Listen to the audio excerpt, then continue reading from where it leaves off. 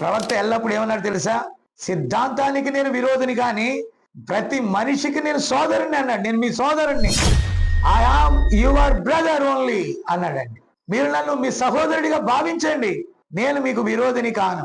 సిద్ధాంత పరంగా మనకి ఎన్నో ఉంటాయి, కానీ మానవ విధానంగా నేను మీ సోదరుణ్ణి అన్నాడు. కాబట్టే ప్రపంచంలో 7 ఖండాలు ఆయన 7 మార్లు తిరిగాడు. అందరూ వర్తమానం వల్ల పిలిచారా? ఇండియాకి 54లో వచ్చాడు.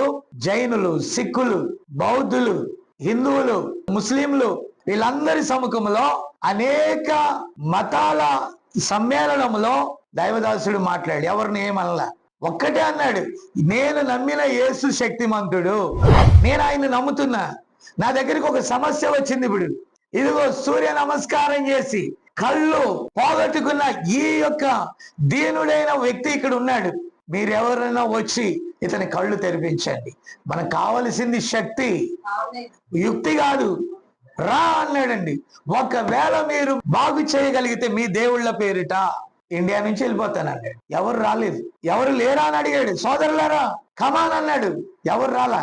చిన్న ప్రార్థన చేశాడు, ప్రభువా ఈ గురుడివాని కన్నులు తెరవడు. పెద్ద కేకేసి నా కళ్ళు వచ్చి నేను ఆరుచుకుంటూ వెళ్ళిపోతే లక్షలాది మంది ప్రజలు డయాజ్ మీదకు దూసుకొని వచ్చేశారు. ఆయన తప్పించడం అంతా ఇంత పని కాలేదు.